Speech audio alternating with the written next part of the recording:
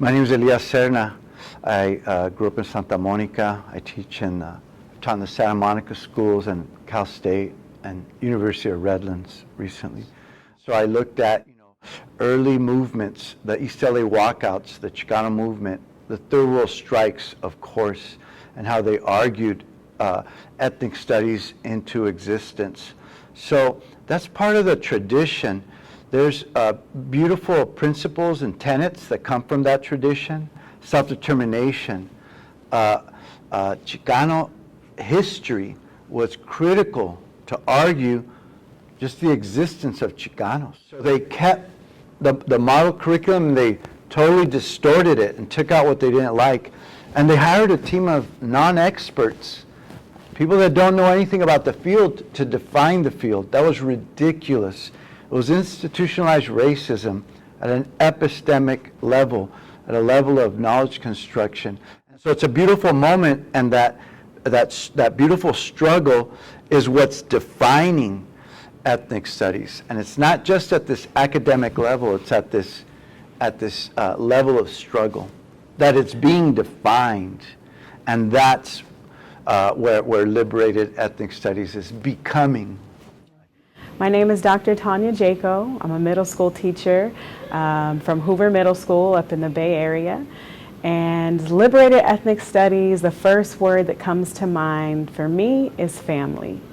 It is just a group of people who are coming together from the community to tell our stories, to learn from one another in truth and in love, in a way that helps us to see ourselves, to identify and recognize our connected struggle, but also our connected solidarity, in order to liberate others, right? To free ourselves, our minds, from ideas and beliefs that we are less than. The benefits of students taking liberated ethnic studies is they get to see themselves. They get to see people who look like them. They get to see people who look like their family members in their own educational experience, right? They get to learn about their culture, but they get to learn about other cultures, right? And it really allows us to humanize one another. Ethnic studies, in order to be authentic, has to be told by the community themselves, right? So if we're not telling, if it's not written and told and constructed by the BIPOC communities, that's not real ethnic studies, right? And so that's the difference. My name is Nelson Concordia, and I have the great honor of getting to coordinate the ethnic studies work for Santa Barbara Unified School District. Right? I think at the core of our work is that we're developing a knowledge and love of self for each and every one of our young people, understanding that when we are disconnected from who we are and from our ancestors and from our communities, that is actually the source of a lot of suffering and pain, which then is the cause of a great deal of tension and disagreement and discord amongst communities. And so I think really guiding young people to know that they come from somewhere, and that is of significant importance, whether they know it or not. It's important to all of us that we know who we are, from where we come, so that we can understand what our purpose is. And I think across the board, ethnic studies really is designed to really build young people up to become their best selves, so that when they relate with one another, it'll be based on respect, mutual recognition, and harmony. My name is Alison Tintianko Cubales, and I'm a professor at San Francisco State University. I teach Asian American Studies and Ethnic Studies. And I'm also one of the founder and directors of Community Responsive Education. Liberated ethnic studies means that we are teaching the first-person narratives of people of color, and we're also really trying to ensure that we create a curriculum that will fight against racism. If a student takes Liberated Ethnic Studies courses, they really get an opportunity to learn about themselves, learn about their families and communities, and then they also get to figure out ways to create change, positive change for their communities. We fought to really begin to learn about ourselves. Our ancestors from the 60s, they fought for us to be able to teach this. Because they know that this was a way where we can actually liberate our minds to liberate our community. My name is Alfonso Thompson. I teach at Washington High School in Fremont.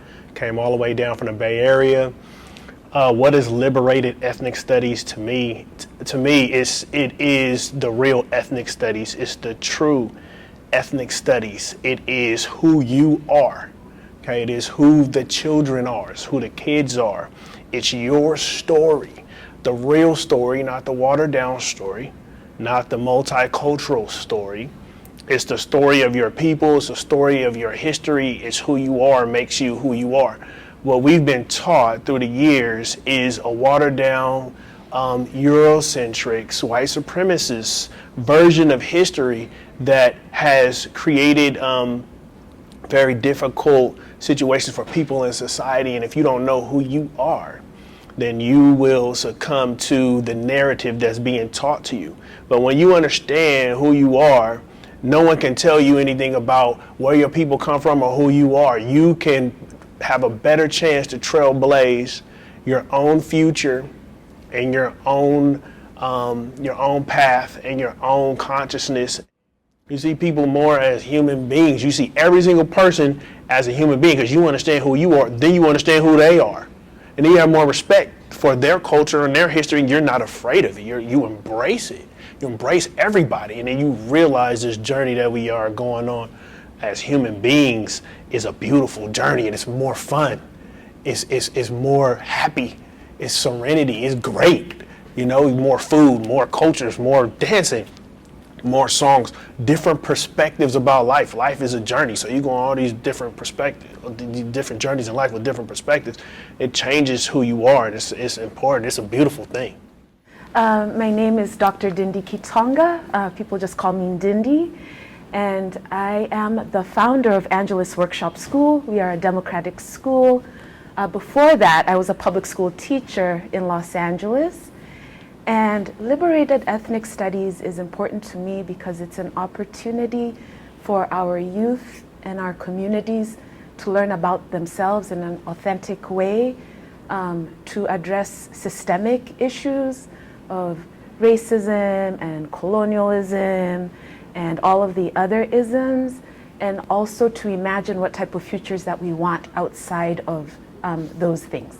I grew up in a country called Kenya, and the education there was colonizing. So we learned about Europe, and we learned about other places, but we didn't learn about ourselves. We didn't learn about our ancestors and what was important to them. We didn't learn about our old ways of being, and that knowledge is important for us as a people to move forward. I think also another miscommunication is that it's less academic and not as important. So as a science teacher, no one ever questions me when I teach chemistry. So why are we questioning this academic field that has had development and years of growth and scholarship in the same way? My name is Susan Green, and I am at California State University, Chico.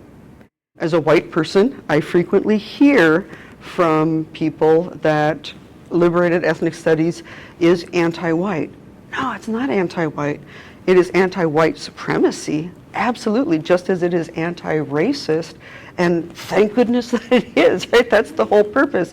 At this particular moment, there's a real need to differentiate between ethnic studies, which is becoming institutionalized in a way that we all dreamed about, but it's also making it more hegemonic than we had dreamed about in 1968 and 1969, or whenever your particular discipline formed. Liberated ethnic studies is really focused on the community and really focused on the students and their relationship to their parents and the communities that they live in and want to return. If you are a historian, you are probably not going to get calls about what you taught about the Renaissance from a community or parents who are up in arms about this thing that you said. But with Chicano studies or liberated ethnic studies, absolutely that can happen, right? Because we're addressing contemporary issues, we're addressing knowledge being put into service of communities, challenging inequality, challenging racism, challenging white supremacy.